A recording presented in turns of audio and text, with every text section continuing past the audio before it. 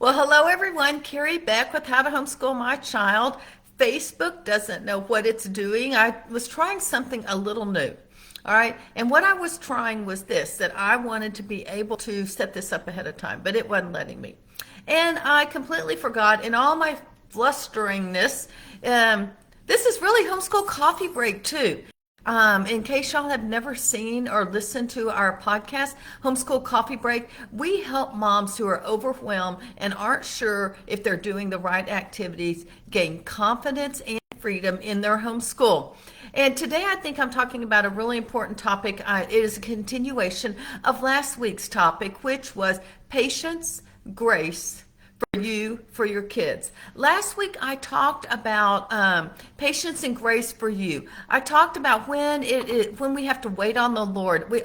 I basically divided it into two groups. So go back and listen or watch that. But basically, we need patience in our relationships and we need patience in our circumstances. In our circumstances, there are many times God tells us, have patience. Be patient and wait on me. Be patient and wait on the Lord. Wait patiently. He says that over and over again. And he says, consider it all joy, my brethren, when you endure.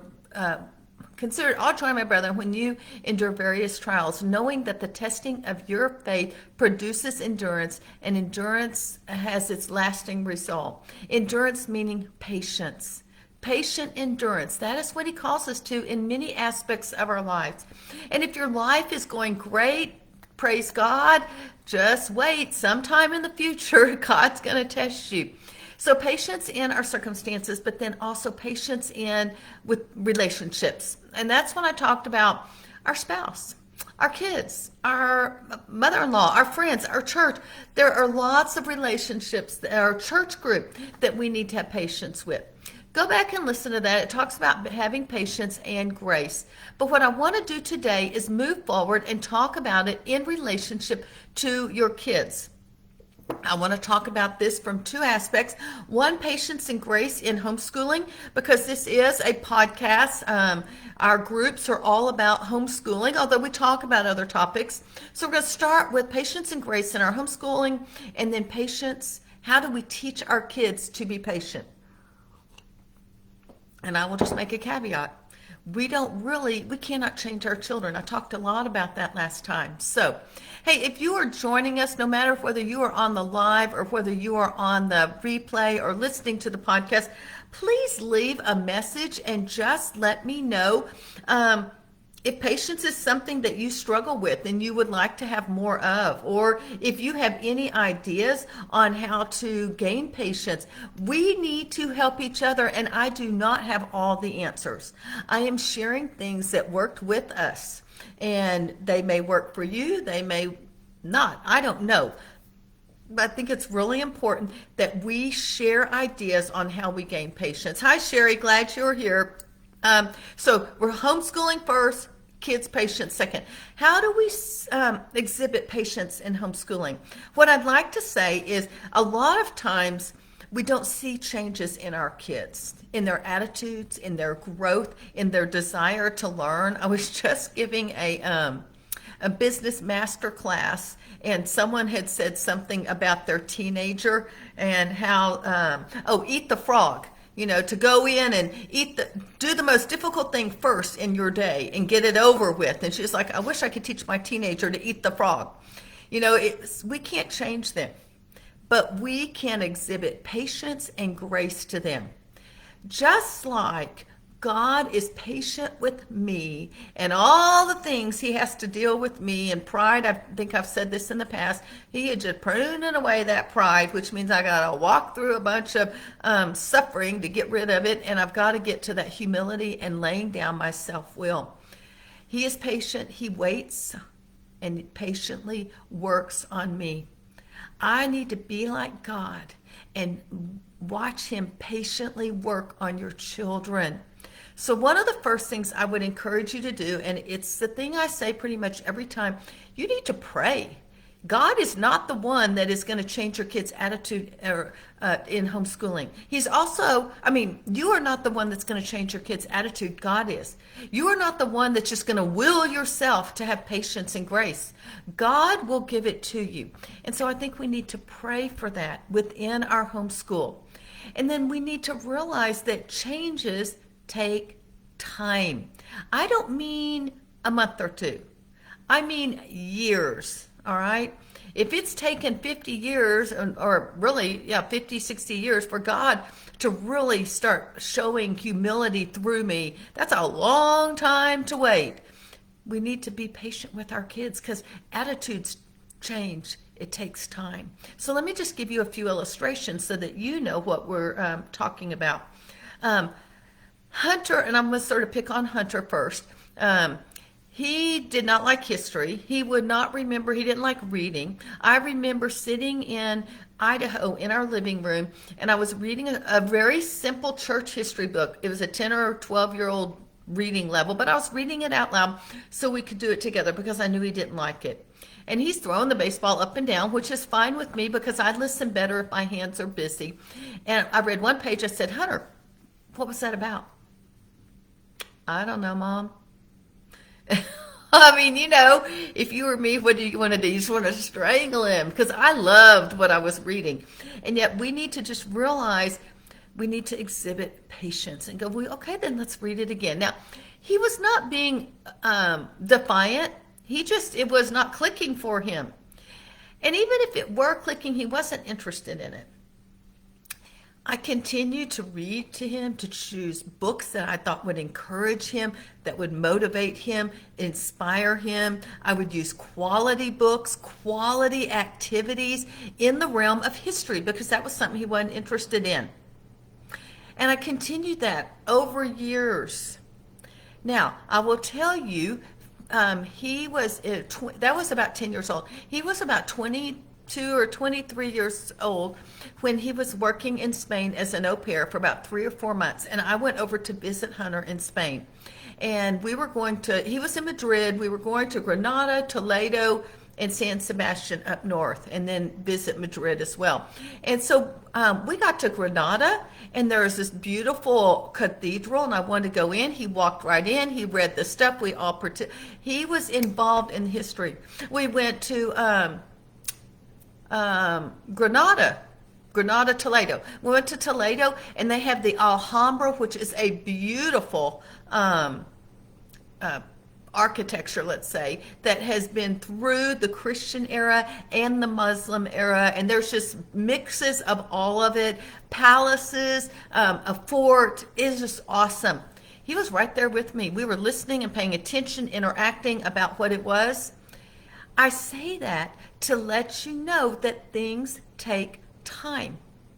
He didn't like history when he was 10 or 12 years old, but we kept working. I don't want to but we kept exposing him. And his attitude towards history changed, and he loves history now. Now, I will tell you the caveat. It wasn't really me first of all, it was not me that changed him. It was God. And he had a history teacher in 10th and 11th grade that really inspired him because he was a male teacher. Hunter was 16 and 17 years old. This man was 30. And I don't know what he did, but he really inspired Hunter to enjoy history and to enjoy art as well. I say that for a few reasons. One, I had to give it patience. I had to give him patience and grace and me, and not just ram it down his throat, and just continue to expose him and encourage him, inspire, try to find things within. I've shared other stories about him as well. But it also means it's okay to use other people that might inspire in a way that we can't do it. We're not gifted in every area of life. So give yourself some grace and let go of control and let God do his work. All right? And then the other thing we need to realize is sometimes our kids are just not history people. Now, Hunter fell in love with history, and we love to talk about stories and things like that. But I will give you another example. Ashley and Gentry, they did not like math in homeschool at all. Nada. Ashley didn't finish Algebra 2. Gentry did, but just because she knew she wanted to go to Texas A&M, and she knew she needed certain courses. Again, I had to be patient and work with them where their strengths are. They're not math people. They still aren't math people. One of them married an engineer who's total math. I think that's how I actually got through algebra in college or whatever. But you have to give them grace and patience and realize that we all have different callings. And so we continue as they are in our homeschool to expose them, to provide for them quality things that they can use, educational activities, books, and tasks as well. So give yourself patience and grace, exhibit patience and grace, and then give it to them.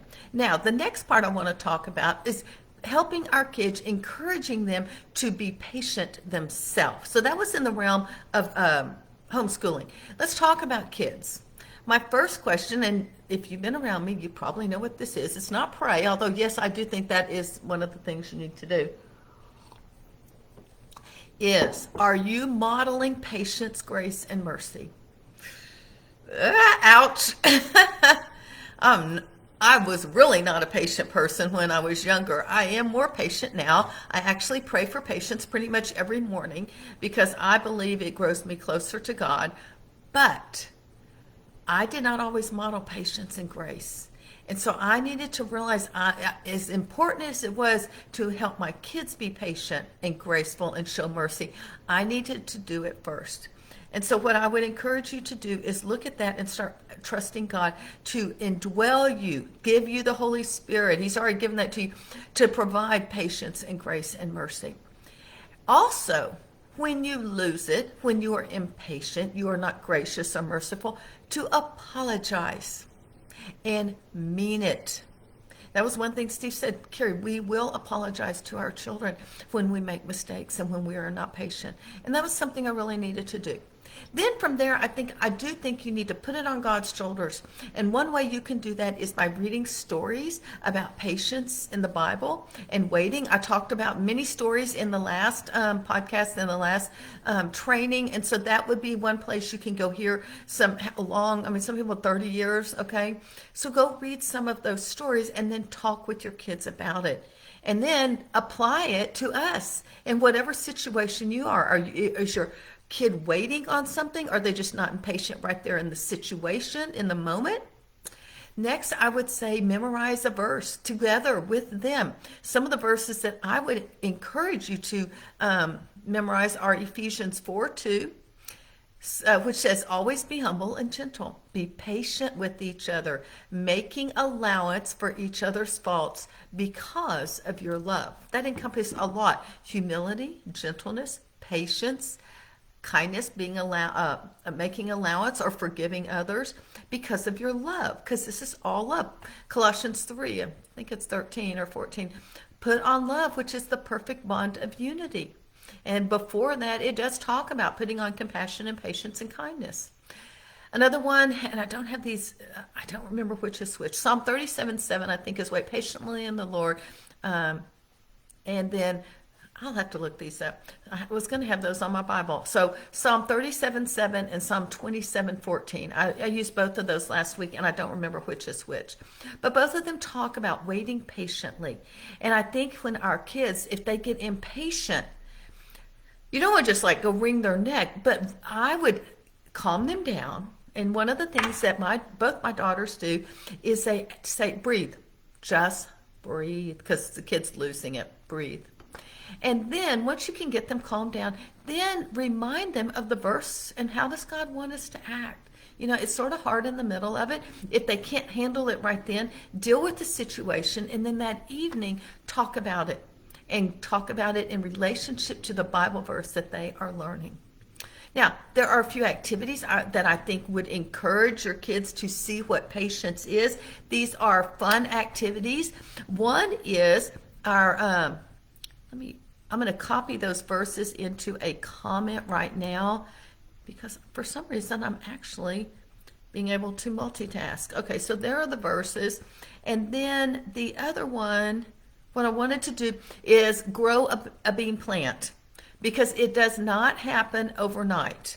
Last year, right now I'm at my daughter's house. Her husband had to go out of town. They found out middle of last week. And so I came to help because she has a lot of events and things tomorrow that she needs help with.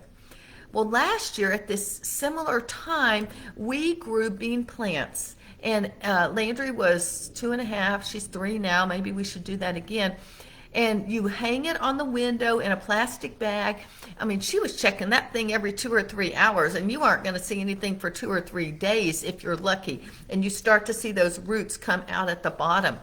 This is an activity that will help your kids understand we need to be patient as we wait for this. The other thing is you could grow bean plants in a little Dixie cup of soil, and they can't even see it. And you just water it every few days, and eventually you'll see a shoot. But there's a lot of patience that we have to exhibit when we are waiting for that bean plant to grow. Another way that you could do this is by going fishing. You have to be very patient to catch fish because they don't always bite immediately. So that would be another way that I think would be fun. And baking bread that has to rise. Most breads have to rise 2 times. In fact, tomorrow I am going to bake some bread with Landry because her mom's gone all day. We're going to make spaghetti and we're going to bake some bread. We're going to make focaccia bread. Focaccia bread, you start about 3 o'clock. You make the dough and you let it sit there for an hour. And it rises, so you have to be patient for an hour.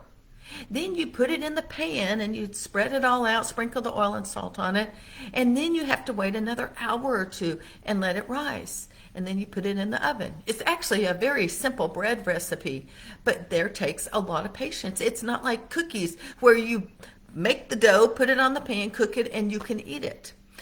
You could just make angel biscuits. I have a recipe for that on my blog. And that is another one that still I tend to make the biscuits. We roll them out, we cut them out, and we let them rise for an hour. Or cinnamon rolls. We make cinnamon rolls the night before, roll them all up, put them in a pan, and we have to be patient all overnight and let them rise and then put them in the oven. So bread making is another way that we could it's just object lessons that you could use to encourage patience. But let's finish up with this. What if your kid is still struggling with patience? I'm going to say we're not all about behavior modification. Go from impatient to patient, angry to patient.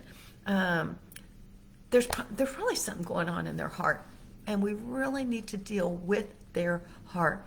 So I think this is a time, not in the middle of a temper tantrum or an impatient something, but you really need to chat with that child about what's really going on. Now, this could be a 3 or 4-year-old, or it could be a 13, 18-year-old. It could be a 28-year-old. Let's face it, we all have times we just have meltdowns. Talk to them, but you need to ask probing questions. Do not tell them how they feel. Ask them how they feel. Ask them if they can tell why, or did something just happen?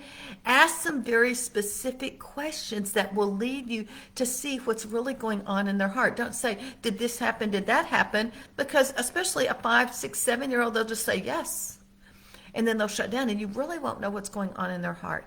Because the real reason they're losing it just may be someone else and something else happening. And if it's happening on a regular basis, you may need to go to that root issue. The root issue may not be just, I'm an impatient person. It may be something external and you don't know about it.